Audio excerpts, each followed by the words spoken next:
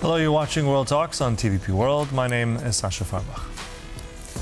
In Beijing, Vladimir Putin and Xi Jinping have advanced a series of agreements covering energy, trade and technology, including renewed momentum behind a major gas pipeline project long delayed by pricing disputes.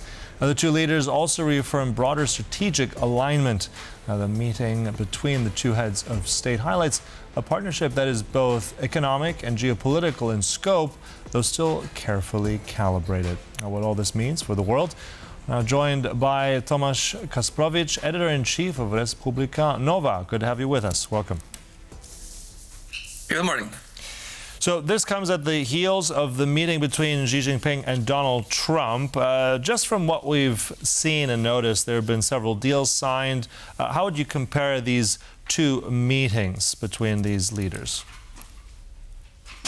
Well, Chinese are very well known for their diplomacy, and the framing of those meetings tells a lot how they treat both countries. And of course, the ceremonial comparison comes at a high disadvantage to Russia. This is taken by some Russian commentators with some angst, and they are trying to redirect the attention to more formal elements of the meeting and the signing of the contract, saying that the content is important, not the facade. But this is a lot telling of the place where those two countries are placed in the list of priorities of China, while United States are still the major and the most important adversary. Russia is becoming more and more of a vassal state of China. Mm-hmm. But at the same time, you mentioned this angst, Tomasz. I'm curious also when we see these agreements, but also this wording here on the statement, multipolar world order and opposition to unilateral bullying. I mean, but beyond the subtext there, or rather, what does that mean? Are these still two powers that are aligned? Will we get something more concrete out of this, or is this just mere a statement?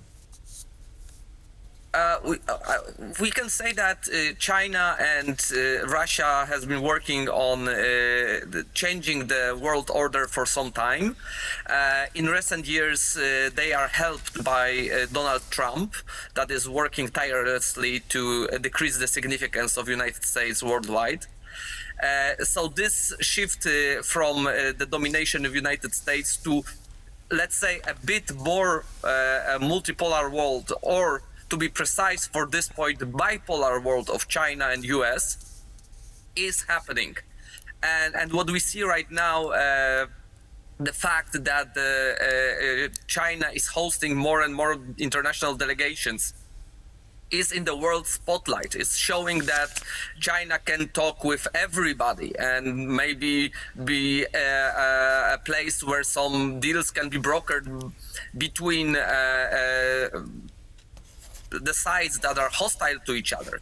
This is tremendously increasing the importance of China on the international arena, and Xi is capitalizing on it, trying to change just the economic factor into more of the influence into the world that is a much weaker point of China as up to today. But this is apparently to be changed. So both of those meetings are clearly big wins for Chinese. Mm-hmm. And as you mentioned there, I mean, China's been hosting a whole array of leaders from Canada, from Europe as well, middle powers. But at the same time, I'm curious, because can Xi Jinping, can China as it is today, really walk that line on both? I mean, having that proximity that it wants to show to Russia, but at the same time being, let's say, closer and available to the West? Or does it ultimately have to choose? Or how will that dynamic unfold, do you think, after these meetings? Well, they don't have to choose, as long as they don't pick a side very clearly. They are basically needed by everybody. The economy of Russia basically would collapse by now without the Chinese support. So that's the only thing that keeps Russia going. This is also in the best interest of China as well, because first, they don't want to have instability in their neighborhood. And let's not forget that's the longest border they share with any other country. And on the other hand, the war in Europe is distracting everybody, so that China can expand its influence in Asia. So that's why they are helping Russia, but they do it discreetly. Only in several fields. They are not supplying directly with weapons, so they can pretend they are not part of this conflict, that they are impartial or somewhat uninvolved, which is untrue, but it looks so from the outside. So the other side, the West, can still shake hands with Xi and do the business as usual, while Xi is selling his position as, for example, a moderating factor that is preventing Russia from using atomic weapons, which might or might not be true. Mm-hmm. Also, on the subject of discretion, I mean, we're hearing this comes from Reuters, broke this story. Also, apparently through intelligence agencies, 3 of them in Europe, saying that there have been 200 Russian troops trained covertly by the Chinese. As you said, on the face of it, Russia is being supported by China in a way, but something like this, do you think there's more behind this? Will this change in any way the dynamics between the West and China? Will we see more of this kind of covert training or tacit support that China is offering to Russia?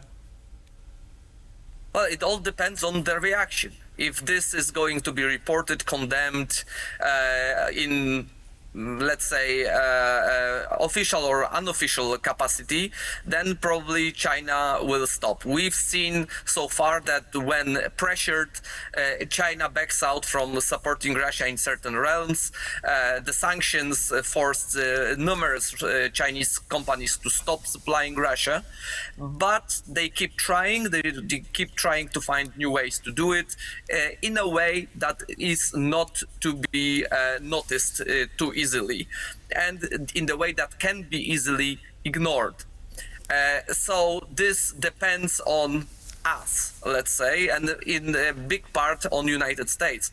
Here, unfortunately, we don't have good news. It seems that the position of US is so weak right now, especially after the Iran debacle, that Donald Trump agreed to many things that Chinese wanted. We don't know exactly what, but Donald Trump saying that Taiwan should not think about independence, bringing the NVIDIA CEO to China shows that probably Donald Trump is ready for a lot of concessions in order to get some deals from China. For example, lifting the ban on soybeans purchases that was a fallout of the tariffs that is heavily hitting MAGA core electorate. Mm-hmm.